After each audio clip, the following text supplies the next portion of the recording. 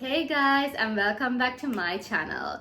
Today I'm gonna be answering a question I get asked on quite a regular basis, and this is mainly by medical students or those who are trying to get into medical school. So I thought, what better way than to answer this question by making a video about it. So today I'm gonna share with you guys 3 study tips that helped me get through my medical school journey.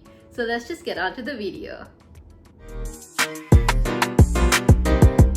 So a little bit of a backstory to this video. When I first started uni, I was quite young and I had just moved to this new country and all of that. So I really didn't have my parents behind me to push me to study, and I didn't have tuition classes or any of that. So at the beginning of my uni, basically my first year, I barely studied. But when it came to my second year, that's when I realized, okay, this isn't working out. You need to start studying. And that's when I actually started figuring out what strategies worked for me and what didn't.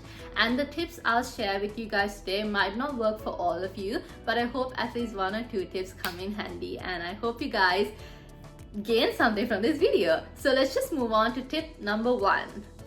So tip number 1, it's something I'm sure you guys would have heard multiple times, and I'm gonna say it again, but it is managing your time and having a good study schedule.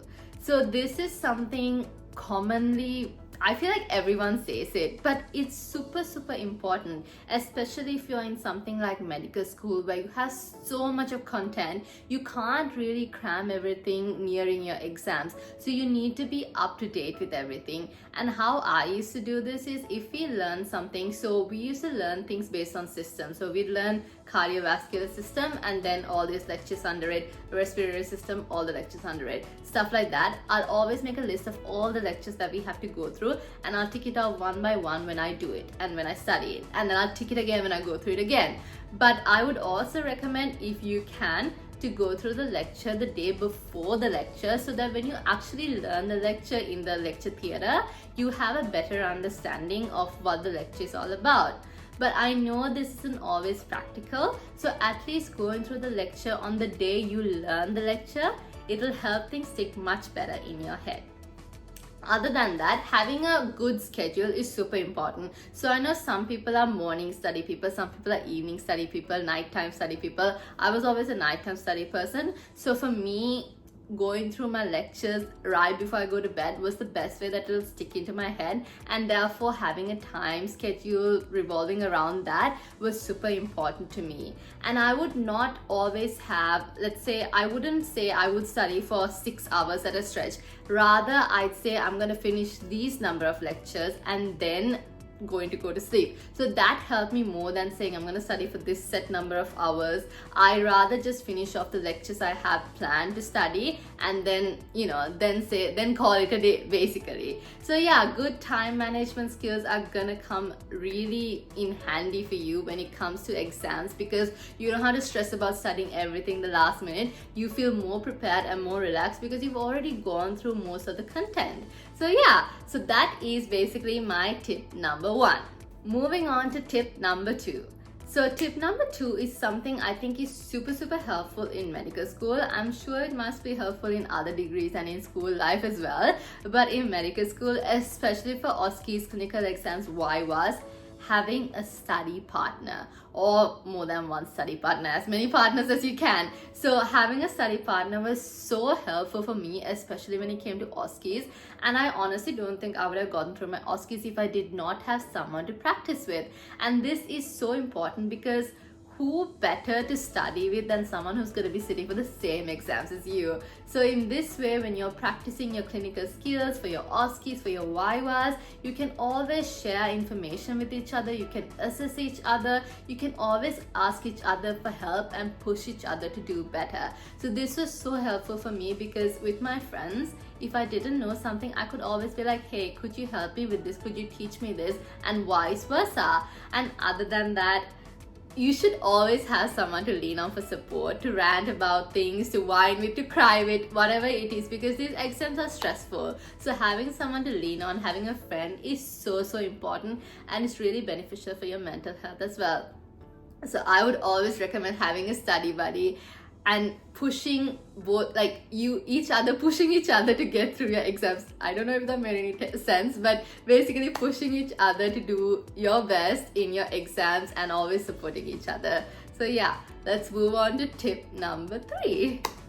Tip number 3 for me is something that was so helpful for me, but might not always be helpful for everyone, but for me it was life-saving. So yeah, tip number 3 basically is making short notes. So as you guys might know, lectures have so much content, especially in medical school. There is so much that you need to remember, and it's not always possible to remember everything. So for me, my go-to thing was, if there was 100% of a lecture, I try to remember at least 80%, and from that 80%, I try to be as thorough as possible. So that's what I would recommend if that's something you guys would prefer. I mean, if you want to study more than 80%, y'all can shoot for all 100% if you can, but for me 80% was usually the amount of the lecture I try to remember.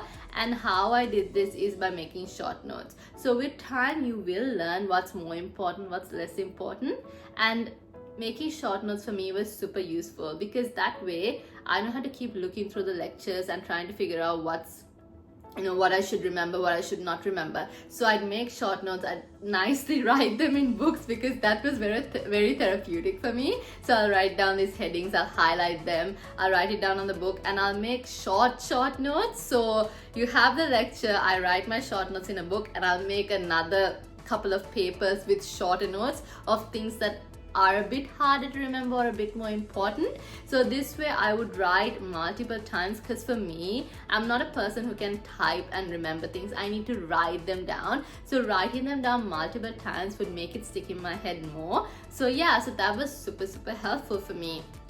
And other than that, I also did this thing where there were some things that would never stick in my head. So what I did then was I'd write those things on papers and I'd stick them on my wall. So nearing my exams, my walls would be covered with like papers, like A4 papers with things written.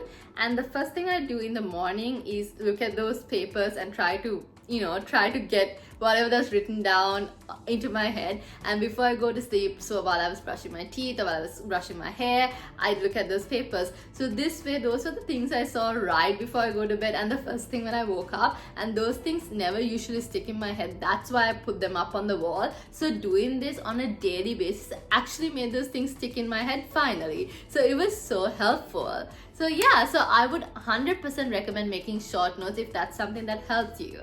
I do have another additional tip that I'll share with you guys, which is something that helped me, and it's basically teaching other people. So this doesn't always have to be someone who is in medicine or studying with you. I mean, it would be more helpful if that's the case, but for me, I would usually teach my sister who is not in medical school or anything, but I would like to say things out loud. So if I learn about a topic, I'll basically teach the whole topic to her, and she has no idea what I'm talking about, but she would just nod and agree.